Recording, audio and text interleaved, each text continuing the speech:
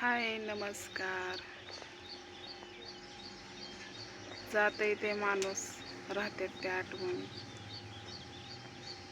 सदर माझा चेहरा दाजींचा दिसतो. सदर पाणी पाजलेलं,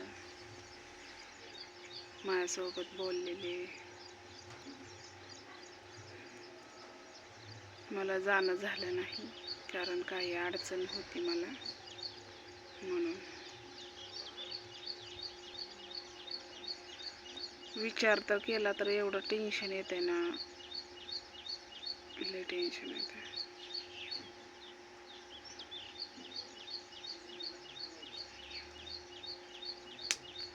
आज नाही, आता उद्या जाईन मी. उद्या सावडायचं आहे ना. उद्या 5 दिवस होईल मला. आई ही घरची सगळी गेलती.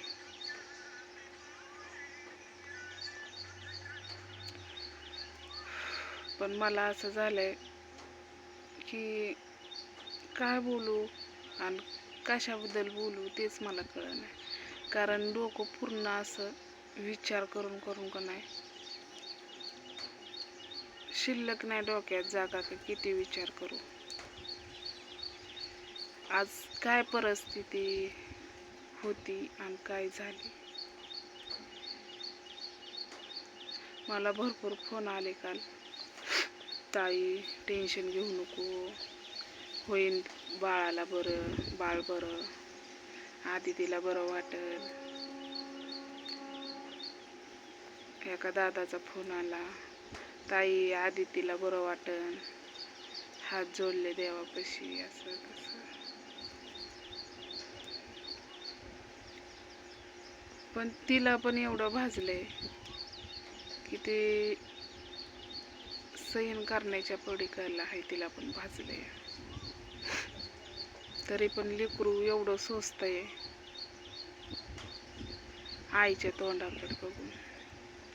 आज त्या नवऱ्यावर एवढा जीव होता तिचा आणि त्यांचा पण होता तिच्यावर. मला ते भांडणं रोज असायचे. कोणाच्या घरात नसतात भांडणं म्हणजे किरक मिळूक असं, घरात हे नाही ते नाही असं. पण त्यांची चेष्टा मस्करी लय असायची. मी तर गेली ना, कारण दिवाळीला आवर्जून मला बोलवायचे, ज्योतीला बोलव म्हैसूर करायला, चकल्या.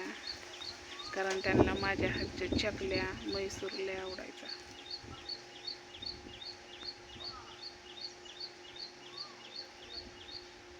त्यांना माहिती सुद्धा नसेल की मला असं झालं, असं होईल, किंवा माहिती असेल, मला माहीत नाही.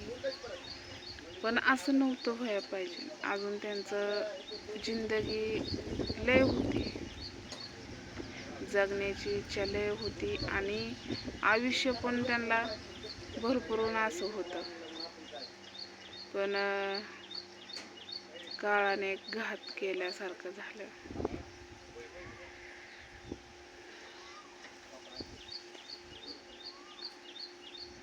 त्या पोरीला माहीत नाही की माझा पप्पा या दुनियेत नाही.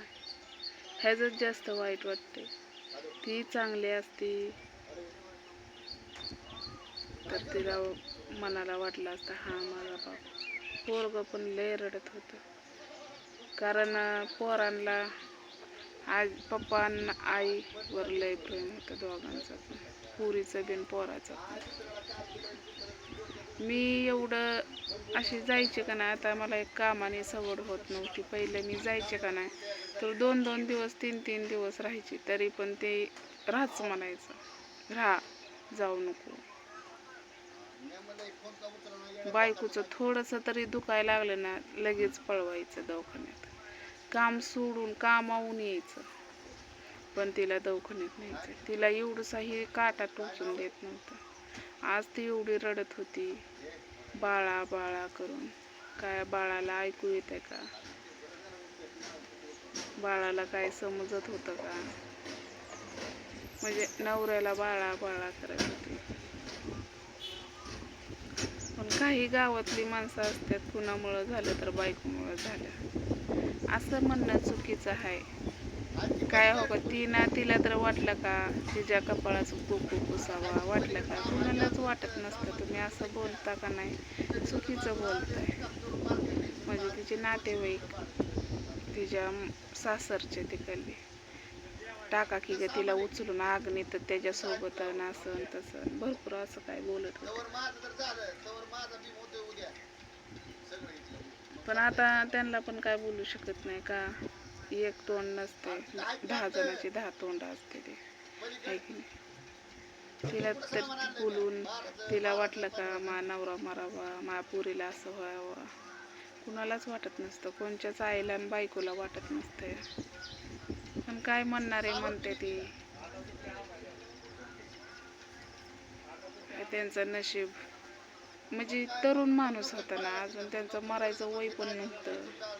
म्हणून जास्त वाईट वाटतंय. लेकरा बाळाचा बाप लवकरच लेकरावर छाया उडून नेली देवानं. देवाला पण चांगलेच माणसं लय आवडते ते, काय की का कशामुळं. लय चांगला माणूस होता, स्वभाव बोल का लय स्वभाव त्यांचा, लय बोलायचं. आज त्यांना जाऊन 1 दिवस झाला, उद्या 3 दिवस होईल. काल बिलकुल मी आंघोळ केली नव्हती, आज आंघोळ केली.